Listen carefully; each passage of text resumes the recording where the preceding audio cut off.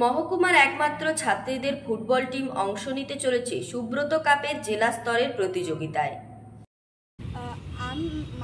আমাদের স্কুল অন্য স্কুলের থেকে তুলনায় একটু অন্যতম। যেমন আমাদের স্কুলে মেয়েদের পড়াশোনার পাশাপাশি শারীরিক মানসিক বিকাশের জন্য ফুটবল খেলার একটা টিম গঠন করা হয়েছে। মহকুমার স্কুলগুলির মধ্যে একমাত্র ছাত্রীদের ফুটবল টিম রয়েছে সোনাখালী হাই স্কুলে।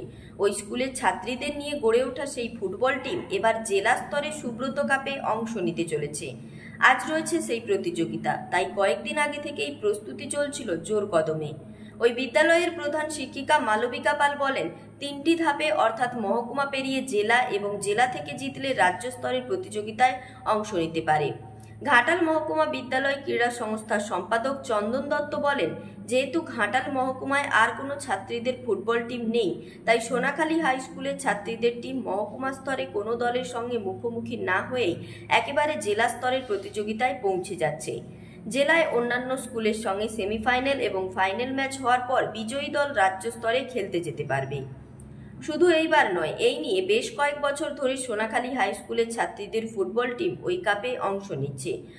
প্রায় 150 বছরের সুপ্রাচীন ঐতিহ্যবাহী সোনাখালী উচ্চ বিদ্যালয়ের বহু সাফল্য এবং বহু প্রচেষ্টার মধ্যে অন্যতম হলো এই ছাত্রীদের ফুটবল টিম গঠন করা। আমাদের এই ছাত্রীদের ফুটবল টিম গত কয়েক বছর ধরেই সুব্রত কাপ খেলতে যাচ্ছে। গত বছর 2023 সালে তারা জেলায় গিয়ে রানার্স হয়েছে। এই টিমটি উৎসাহিত করেছেন মাননীয় সাংসদ দীপক কুমার অধিকারী, ফুটবল এবং মেয়েদের খেলার জন্য এদেরকে উৎসাহিত করেছেন, অনুপ্রাণিত করেছেন। আমাদের দাসপুর 2 নম্বর ব্লকের বিডিও স্যার এবং পঞ্চায়েত সমিতির সভাপতি বিভিন্ন সময়ে এসে আমাদের মেয়েদের ফুটবল উৎসাহিত করে থাকেন, বা আমাদের স্কুলের যখন লিগের খেলা হয় তখনও তারা এসে উপস্থিত থাকেন। প্রধান শিক্ষিকা বলেন, ছাত্রীদের টিমে রয়েছে ষষ্ঠ শ্রেণী থেকে শুরু করে দ্বাদশ শ্রেণীর ছাত্রীরা।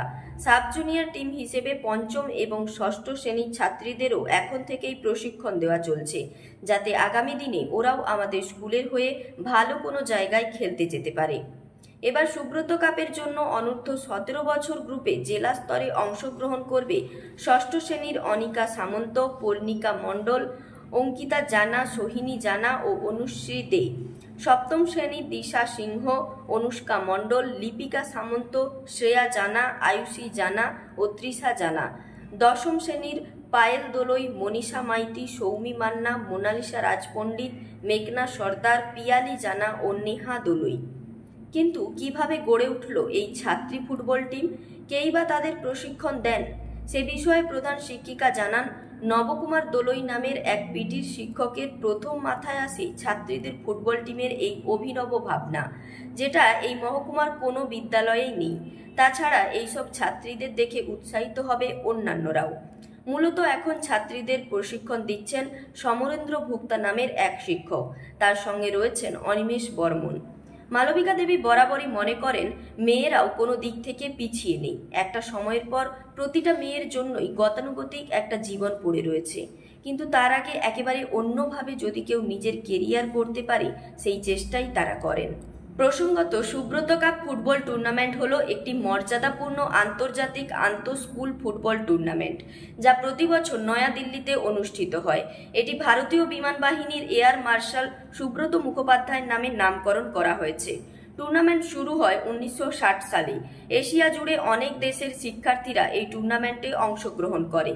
চন্দনবাবু বলেন, ফুটবল যেটা সচরাচর ছেলেদের মধ্যে খেলার প্রবণতা বেশি দেখা যায়, সেখানে বিদ্যালয়ের ছাত্রীদের নিয়ে এই ধরনের টিম গড়ে তোলা দেখাই যায় না বললে চলে। সোনাখালী স্কুল ছাত্রীদের ফুটবল টিম গড়ে অন্তত আমাদের মহকুমার মান রাখল। রিপোর্ট ও সংবাদ পাঠে আমি মন্দিরা মাঝি, স্থানীয় সংবাদ, ঘাটাল।